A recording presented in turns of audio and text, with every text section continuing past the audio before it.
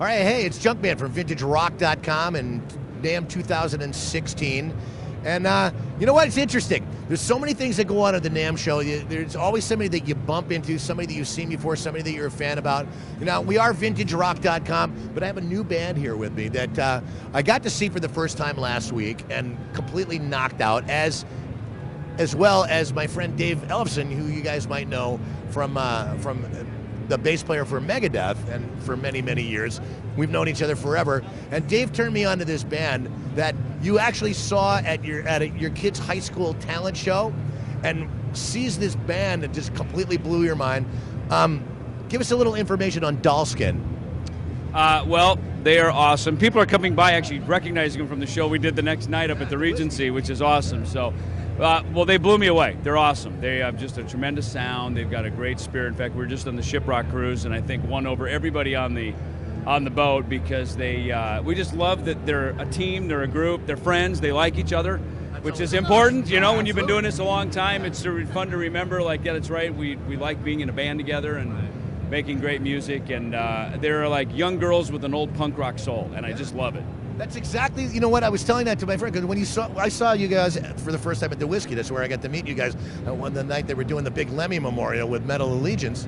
And again, you know, when I was 16, I told this to you before, I'd never even made it out of the garage. Now you guys are 16 years old, you're playing original music, you're out on the road, you're all over the place, and people are just like fawning over you guys, like, wow, that's so cool. That's gotta make you feel, I don't know. Tell us again. I mean, you're 16 years old, correct? Yeah. Now, this is Sydney, who's the lead singer over here.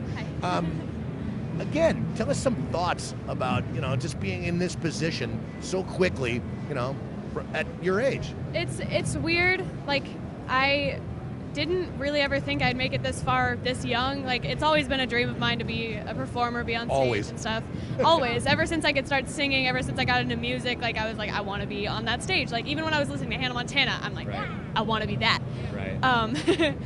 But so it's kind of weird. It's kind of surprising still, so it's not sinking in all the way. Yeah, surreal. That's what she said. Yeah.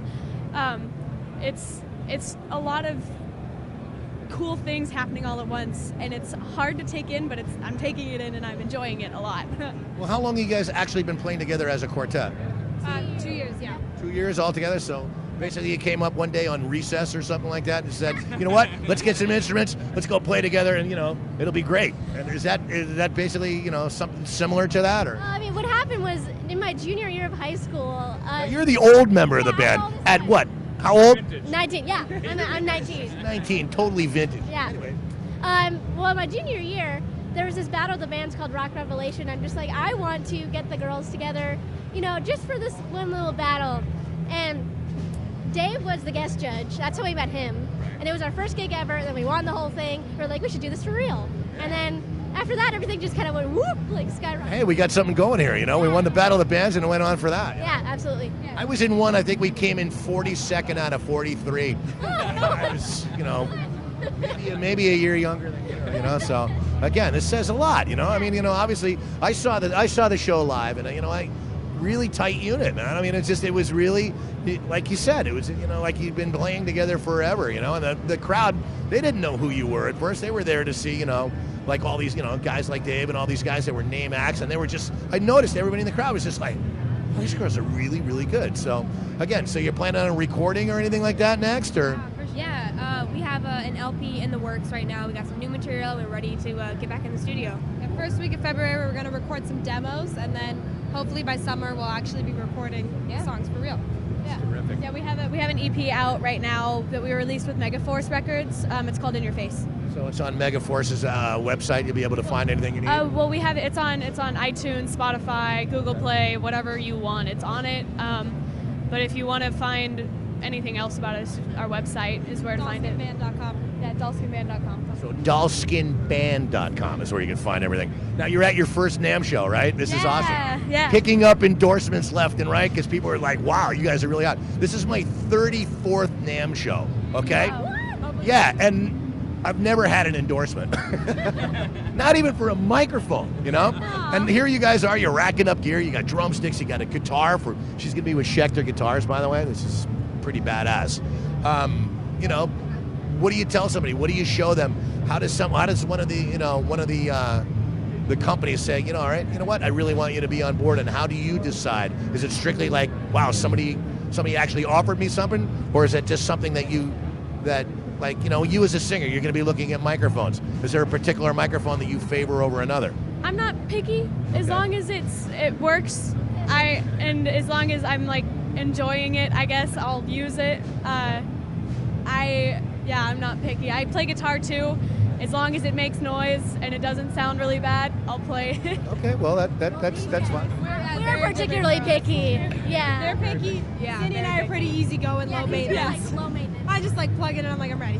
Now, in terms of bass, what kind of bass are you using? I play Schecter. All three of us are endorsed by Schecter. They're all Yeah. Schecter now. Well, that's cool. So you'll be able to find them on the Schecter website eventually too. So again, you know, I cannot say enough about how proud I am and how cool it is to see somebody like in your position that are that young, that are enthusiastic, and that's, you know, really what it is. It's like not just passing the torch, but this is just, you know, the way that it should go, you know? It shouldn't be about 65-year-old guys, you know, trying to sludge it out and play songs from 30 years ago. You know, there's a market for that.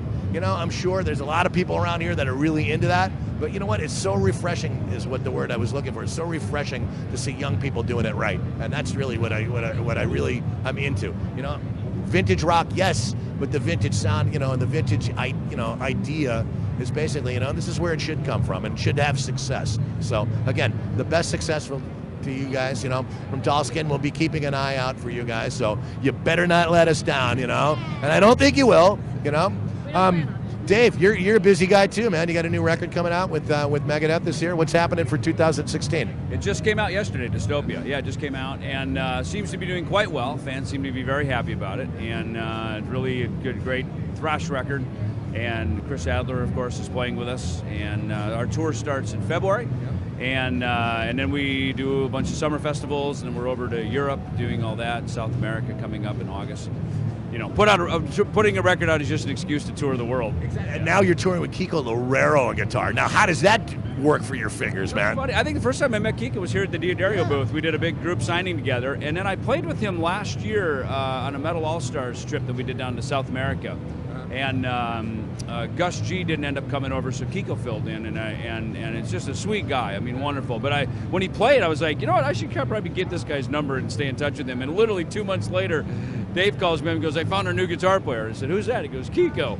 I said, oh, yeah, I just played with him. And so that's kind of how the hook. I hit Kiko. I said, dude, your number came up. You're up. Learn 3 Megadeth songs and send some videos over. And I mean, he just bagged it right out of the gate. And he just an incredible musician. I mean, really, we're very blessed in Megadeth. We played with really some of the best of the best, you know. Absolutely. So it's great to have Kiko and Chris in the fold. And, you know, you can hear what they do now on the Dystopia album. Do you have to up your game at all, like, just to keep up with them these days? Or? Well, yeah, you know, it's nice when you're in a band with people that do keep you musically at the top of your game. Yeah, as evident. Yeah. Well, the same thing here. I mean, it's great. They make me look good hanging out with Tallskin because they're young and fresh and they've got the spirit, you know. And it's funny. Moving to LA in '83 and watching all these bands coming off the runway, you know, Motley and Rat and Wasp and all these people getting signed to Metallica, who was a band I hadn't heard of yet because I was from Minnesota. Just watching the phenomenon of what Metallica was, and you know, this reminds me of the same thing. Absolutely. This really heartfelt from the street. You know, it's not preconceived in this world of American Idol where everybody's trying to be famous. Right. You know, the girls aren't trying to be famous. They're just really... And they're one-trick ponies, too, all these TV, you know, people. These girls, you know, they play their instruments. That's what it's about. And they rock their instruments, man. They know what they're doing. They got an attitude, you know. They're playing original songs. Yeah, well, and you know, again, you should be famous for what you do, not just be out trying to be famous, you know. Exactly. And we've had many discussions. They push back against me a lot. You know, I'll make some suggestions, and they're like, no, that's not what we do. It's not who we are. No, we don't want to play that song, you know. And I respect it. I mean, I love it. It's when people are like, fuck you old goat. We're gonna do it this way. Yeah, exactly. That's the attitude. I'm vintage. They're rock. You know, but it's great when artists have a real commitment to who they are. You know, and that's. You know, again, I just open the door and offer some resources to them. But I mean, they sell themselves. I mean, and it's beautiful to see a young. The next generation in a real genre. You know, genre creators, because there's so many sort of little offshoots that are just kind of copycats, but just, you know, the whole thing with with all this kind of old punk rock stuff and hard rock, and just there's really a combination of so many genres coming together. I know, it's like a gumbo, man. It is. It's just wonderful. I can't say enough wonderful about the girls.